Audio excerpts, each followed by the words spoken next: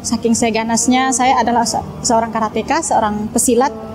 Itu karakter saya zaman SMA. Selanjutnya, pernah juga namanya Bismillahirrahmanirrahim.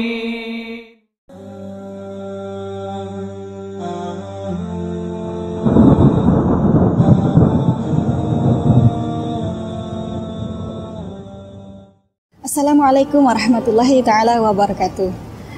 Perkenalkan, nama saya Atalia SKMI, tempat datang kelahir Lintang Batang 30 Desember 1990. Alamat saya di Desa Korek, Dusun Simpang Kiri, Kecamatan Sungai Bawang, Kabupaten Kuburaya. Kemudian aktivitas saya saat ini adalah penyuluh agama Islam non-PNS Kabupaten Kuburaya. Proses hijrah saya bisa saya ceritakan mulai dari awal. Saya seorang anak yang terlahir dari keluarga yang campuran, dia itu di daerah Lintang Batang pada tahun 1990. Kemudian saya bergaul dengan keluarga, kami dari keluarga Kristen, Katolik. Alhamdulillah, kemudian berjalan waktu di sana kami hidup damai, rukun dalam lingkungan kekeluargaan. Selanjutnya saya mulai proses hijrah saya adalah ketika proses alih balik itu yaitu SMA. Nah, sempat beberapa masa saya mengalami dan menjalani masa-masa jahiliyah itu sendiri, yang saya sebut itu masa jahiliyah karena di sana saya melakukan hal-hal yang saat ini jangan sampai dilakukan meskipun itu hanya sedikit. Nah, saat itu banyak dosa yang saya lakukan, diantaranya saya pernah meminum arak, saya pernah menjadi orang yang paling garang di dalam keluarga, bahkan ketika saya berteman. Ketika saya berteman, saya adalah orang yang paling disegani, baik dari perempuan maupun laki-laki, sehingga saya disebut perempuan harimau. Nah, di sana saking saya ganasnya, saya adalah seorang karateka, seorang pesilat. Itu karakter saya zaman SMA. Selanjutnya pernah juga namanya, ya mohon maaf, saya pernah juga berdudi atau ke gereja juga saya pernah. Itu masa-masa saya SMA. Alhamdulillah ketika lulus SMA datang dua orang ustadz di tempat saya, itu Ustadz Ahmad dan Ustadz Bostomi. Mereka berdua mengambil saya dan menguliahkan saya di IAIN Pontianak. Saat itu saya ditempatkan di Pondok Yatim Ad-Duha, asuhan dari Bunda Sangadah. Alhamdulillah beliau sangat berjasa kepada saya. Kemudian setelah itu beberapa waktu kemudian, karena saya tidak mampu difitnah, di sana saya difitnah oleh salah seorang kakak saya sendiri. Waktu itu saya difitnah mencuri uang dari anak-anak perempuan lainnya. Nah, setelah itu saya keluar dan sempat saya berhenti kuliah saat itu. Dalam keputusasaan saat itu saya diajak ke suatu daerah dan saya tinggal di sana beberapa waktu dan daerah tersebut adalah daerah misionaris. Di sana saya diminta untuk sekolah dan mereka membiayai. Namun terbesit suatu keraguan di dalam diri saya. Ketika itu saya menghubungi adik saya dan alhamdulillah saya minta ambil dan kembali ke Kalimantan. Nah, setelah itu baru saya lanjut lagi kuliah. Tak lama kemudian saya menikah. Dan alhamdulillah di proses itulah saya benar-benar hijrah. Apa yang dulu saya lakukan, apa yang dulu saya kerjakan di masa jahiliyah, di saat itu saya mulai ditempa untuk tidak melakukannya lagi. Suami saya, beliaulah yang mengajari saya apa yang boleh dan tidak saya lakukan di masa menjadi seorang yang Islam sejati. Nah, selanjutnya setelah saya menikah, saya dididik, dijaga dan dibina oleh suami. Pada tahun 2012 beliau membentuk sebuah majelis taklim dan saya menjadi ketua majelis taklim mualaf itu sendiri, yaitu tepatnya di Desa Korek dan Desa Lingga. Alhamdulillah seiring berjalan waktu saya semakin dididik untuk menjadi seorang daiyah waktu itu.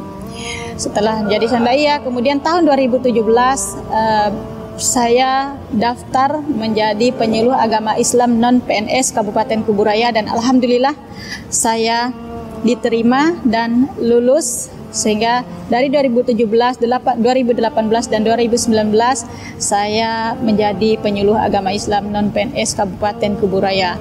Nah, suka duka yang saya alami adalah sukanya sangat banyak ketika saya mengajari teman-teman yang mu'alaf, membimbing teman-teman yang mu'alaf. Di sana terdapat suatu kebahagiaan yang susah untuk dituangkan menggunakan kata-kata. Hanya bisa ekspresi yang sangat bahagia ketika bersama dengan mereka. Meskipun saya hanya mengajar kadang alif bata, mengajar ikro, kadang mengajar ilmu-ilmu yang dasar, mulai dari beristinja sampailah ke sholat dan sebagainya. Di sana ketika saya membimbing mereka, kita sama-sama belajar. Di sana saya bukan niat saya untuk menjadi orang yang lebih pintar atau saya bukan menunjukkan diri saya yang lebih pintar, tidak. Di situ kami sama-sama belajar dan saya juga belajar bagaimana lebih bisa dekat kepada mereka itu sendiri. Nah, selain daripada itu, sukanya adalah ketika saling bersama-sama di dalam suatu majelis untuk menyampaikan pesan kebaikan gitu. Kemudian dukanya adalah ketika saya difitnah pada tahun 2017, 2018, 2019 itu tempat saya tugas di suatu daerah dan saat itu saya difitnah bahwa saya tidak aktif di suatu majelis tersebut. Nah, pada kenyataannya saya aktif dan saya dari jam 1 itu selalu menanti mereka yang ingin belajar saat itu. Nah, itu duka bagi saya, tapi alhamdulillah meskipun saya dipindah tugaskan karena ada aduan-aduan yang berbagai macam ke atasan, tapi Allah masih sayang pada saya, Allah menguji saya lewat itu dan Allah memindah tugaskan saya di tempat yang dimana orang lain juga tidak membimbing mu'alaf yang lain. Di sana saya dibutuhkan dan alhamdulillah.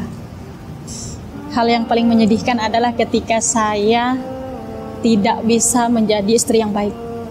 Itu yang benar menyedihkan menurut saya. Karena apa?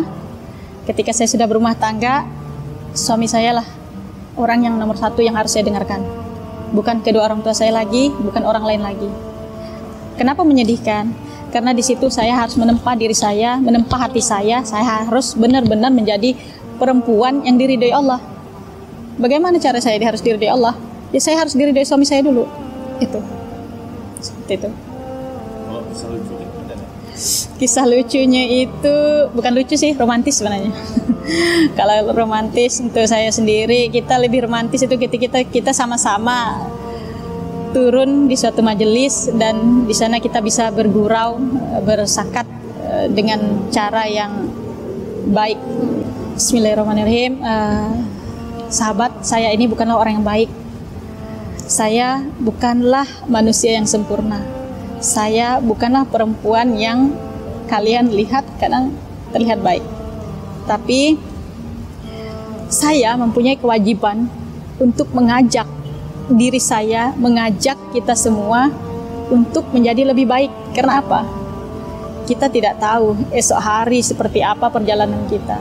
Terserah, masa lalu baik buruk itu masa lalu, dan itu masa lalu kita tidak akan bisa kita hapuskan. Seperti ketika kita mengendarai sebuah sepeda motor atau mengendarai sebuah mobil, kita perlu spion. Tapi spion itu bukan berarti kita harus melihat ke belakang terus. Kalau kita melihat ke belakang terus, maka kita akan bisa menabrak ke depan. Nah, maksud saya kita memilikilah masa lalu seandainya buruk. Masa lalu itu kita jadikan bahan pelajaran yang sangat berharga untuk kita. Kita harus maju. Terserah orang mau bilang apa di sisi kita mau bilang apa, apalagi kan untuk kita yang mu'alaf ya. Jangan sampai kita berputus asa ketika kita ingin belajarlah. Karena apa? Apa yang kita pelajari adalah untuk diri kita sendiri. hubungan kita dengan Allah, hubungan kita dengan Rasulullah, hubungan kita dengan sesama kita. Jadi ayo kita sama-sama belajar, jangan malu, jangan minder. Insya Allah apa yang kita lakukan akan bernilai pahala untuk diri kita sendiri.